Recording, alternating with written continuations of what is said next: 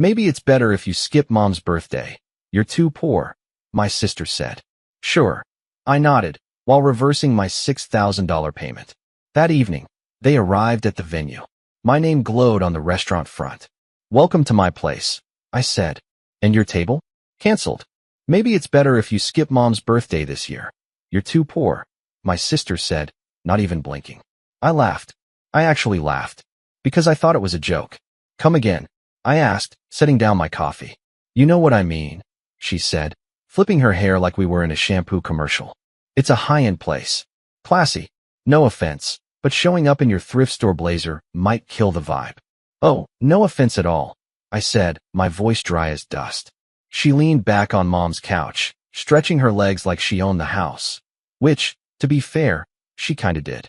Everything was always hers. Attention, gifts, money, praise. I just existed to make her look better by comparison. Honestly, she continued, it's just easier if you don't come. No hard feelings. You can just, send something. I was sending something, I said slowly. $6,000, actually, to cover half the dinner. Her face twitched for half a second. That tiny panic people get when they realize they may have messed up. I smiled, took out my phone. Tap. Cancel transfer. She didn't even notice. Cool, I said. No problem. That evening, I put on my best shirt, not that they'd notice, and headed to the restaurant an hour before the classy birthday dinner. Not as a guest. Not this time. At 7:10 sharp, they showed up. My sister in designer heels, Mom in pearls, Dad in that suit he only wears when cameras are around. They strutted through the doors like they were royalty. Then they saw me. My sister froze. What are you doing here? I smiled, leaned against the polished host stand, and gestured toward the entrance sign, golden letters above the glass. Harris Modern Bistro. My last name. And lights. I'm working, I said simply. Well, owning. Mom squinted. Wait, this is yours. My sister's laugh cracked in her throat. You bought this place? No, I built it.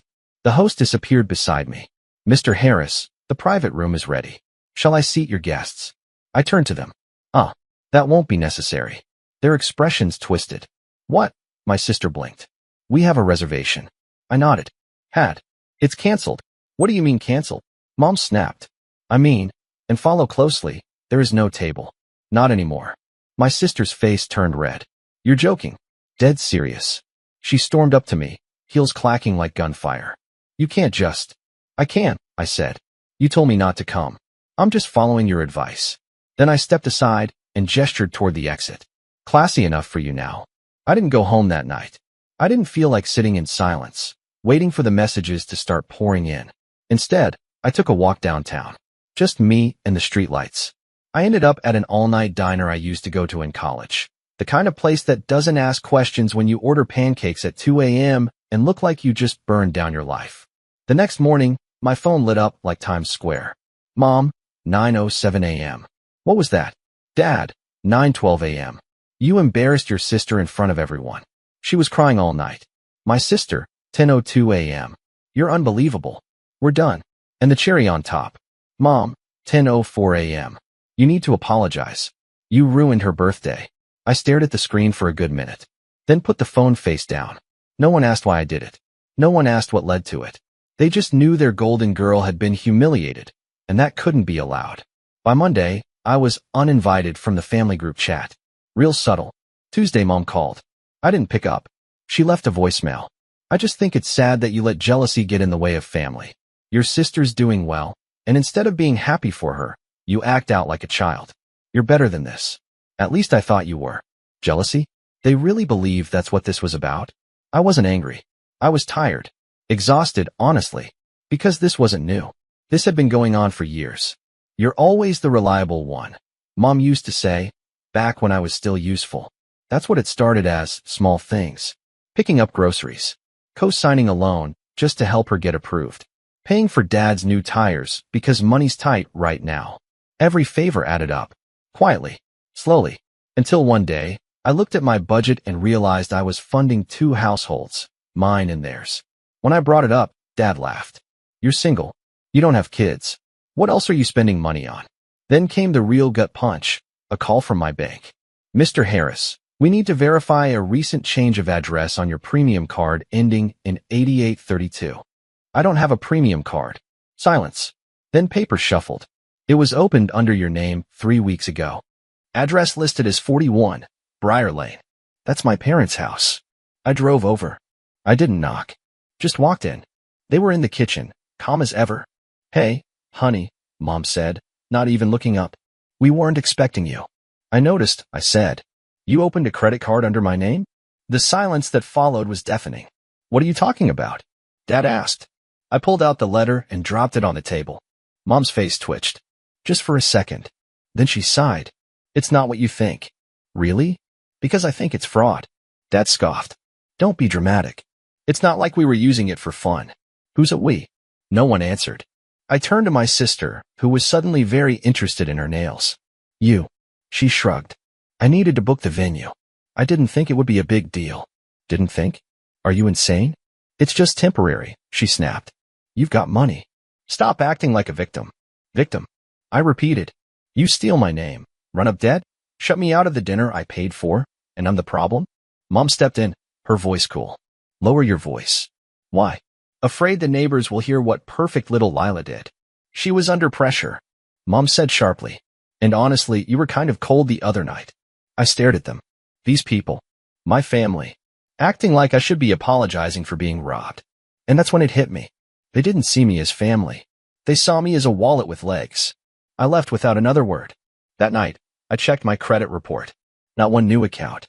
Not two. 3. One of them had a balance of nearly $8,000, charged at wedding boutiques, restaurants, and one luxury spa experience 2 towns over. And every charge was dated before the birthday dinner. They had the audacity to call me poor, while using my name to live rich. That's when something inside me snapped. Not in rage. In clarity. They wanted a war? They had no idea what I had planned. I waited for the perfect moment. And that moment was Grandma's Sunday brunch, the one family gathering where no one could say no. Cousins, uncles, even the family friends that were practically relatives, they'd all be there. I showed up 15 minutes early, sat at the long oak table with a quiet smile. Everyone greeted me like I hadn't just been publicly disowned the week before. Fake hugs.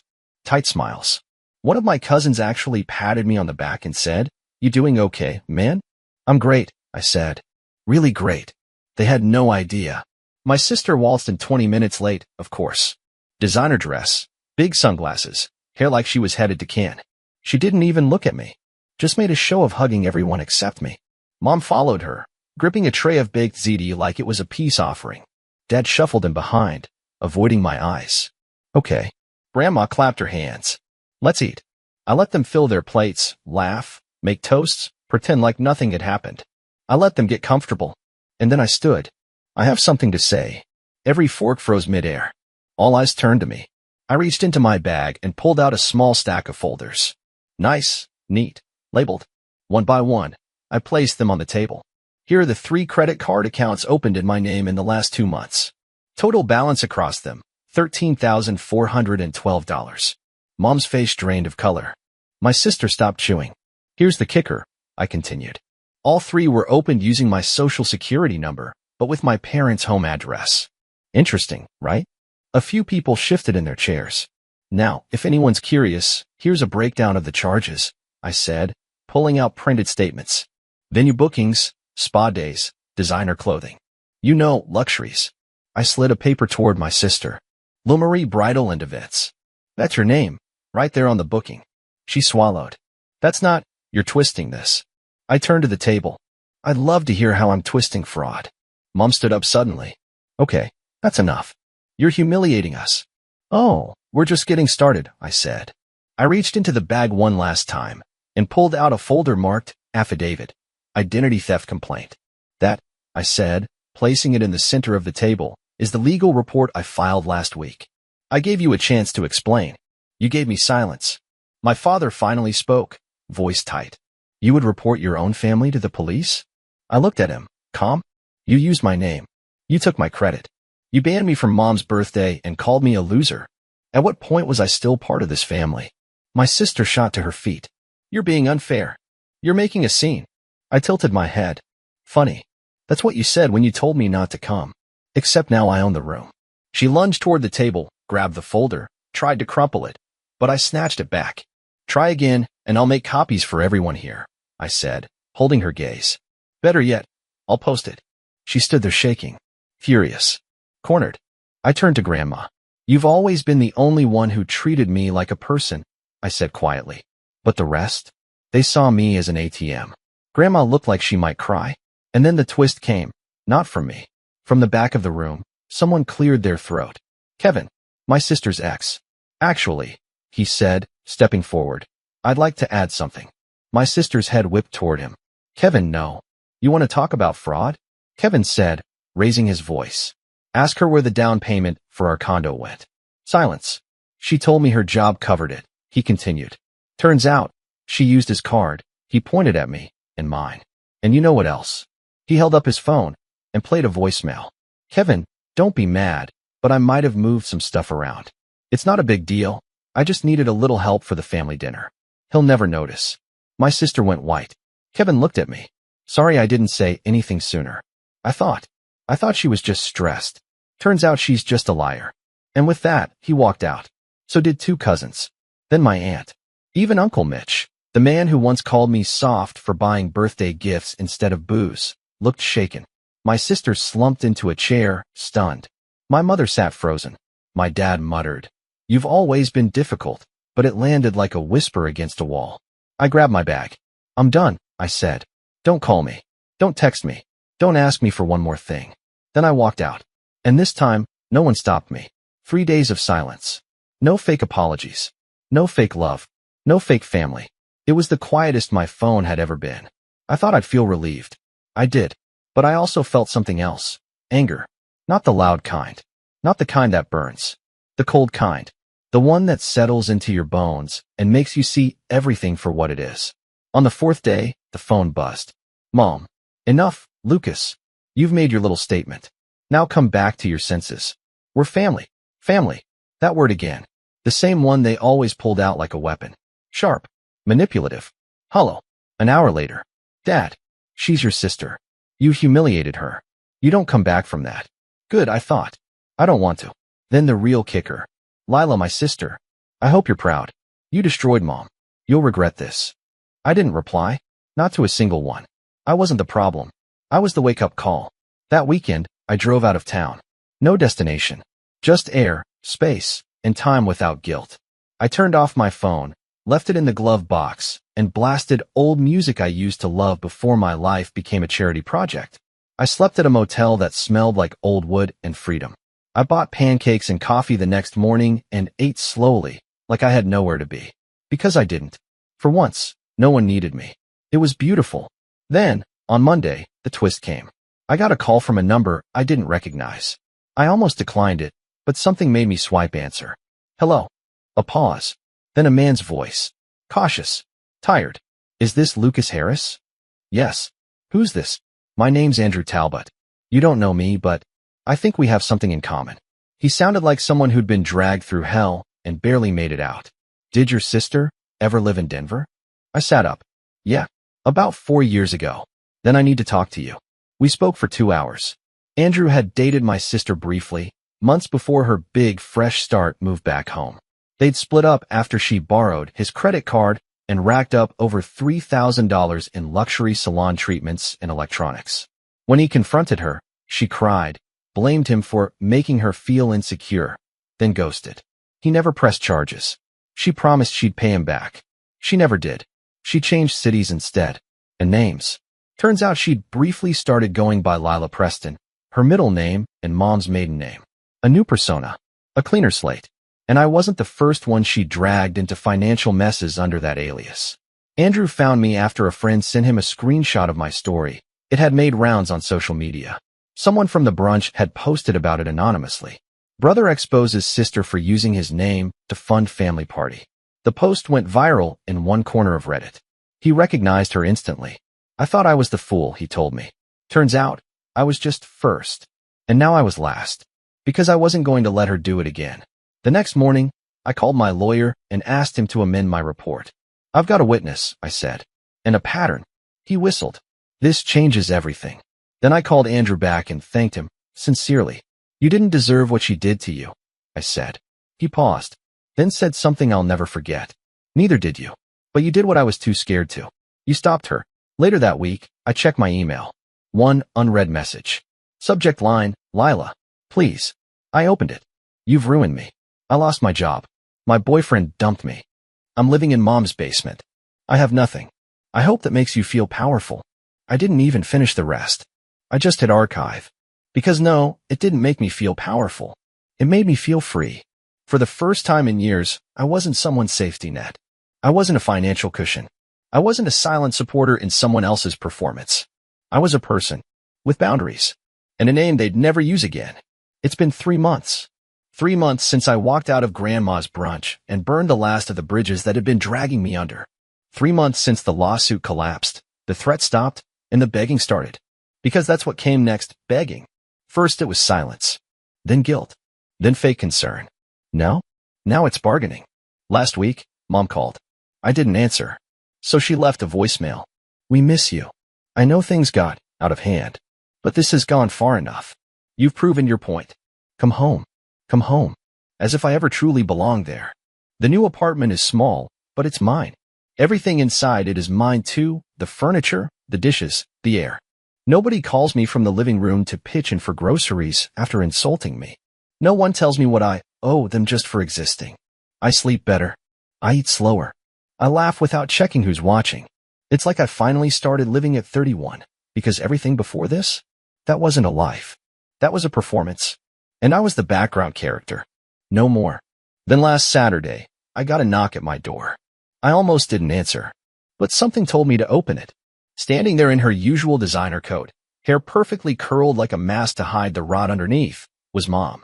Behind her, arms folded like always, Dad. My stomach didn't twist. My hands didn't shake. That surprised me. I just looked at them and waited. Mom smiled. That same fake, polished smile she used at church, in front of neighbors, or when she was about to emotionally disembowel you. We just want to talk, she said. No, I said. You want me to forget. She blinked. Dad spoke. We raised you. You owe us at least a conversation. I laughed. Sharp. Cold. Unapologetic. You raised me? No. You raised my sister to think the world owes her everything, and raised me to clean up her mess. You're twisting things, Mom said quickly. We made mistakes. You committed fraud, I snapped. Don't dress it up with therapy words. Silence. I stepped into the hallway and shut the door behind me. If they wanted drama, they weren't getting it in my space. You said I humiliated the family, I said. But you had no problem humiliating me for years. Telling people I was a failure while spending my money behind my back. Laughing at me. Using me. Mom's smile cracked. I've forgiven Lila, she said carefully, like that was the magic spell. I haven't, I said. She's your sister, Dad growled. No, I said. She's a con artist with a Chanel addiction. And if you're still covering for her, that means you haven't learned a thing. Dad stepped forward. You need to grow up and get over this. You're being selfish. I almost laughed again. You stole my name, my credit, my money, my dignity. And now you want to call me selfish? He opened his mouth. I beat him to it. I have grown up, I said. That's the problem. I finally grew up and realized I don't owe this family anything but a warning. A warning? Mom echoed. Yes. I leaned in. I'm not the quiet, guilty, overgiving son anymore. I'm the man who knows how to fight back. You come for me again, I'll burn the whole illusion you've built. And this time, I'll make this public if I have to. Their faces fell. I nodded once. Goodbye. Then I walked back inside and locked the door. That night, I pulled out an old box from my closet. Inside, photos, letters, birthday cards, little scraps of guilt. I took them all to the balcony, tossed them in a steel bowl, and lit a match. It was beautiful. One by one, their faces curled in flame and turned to ash. I didn't cry. I didn't rage. I just watched them burn. The next morning, I got an email from an old coworker. A job offer. Not a handout. Not a favor for the family's golden child. Just someone who'd seen my work and respected it. I said yes. That night, I went to dinner with people who didn't know my history, who didn't expect anything from me but my presence. We laughed. I paid for my own meal. No one hinted I should cover theirs. When I got home, I sat on the floor and exhaled. Freedom, it turns out, isn't loud. It's quiet. Still. Whole. Then came one last twist. A letter. No stamp. No return address.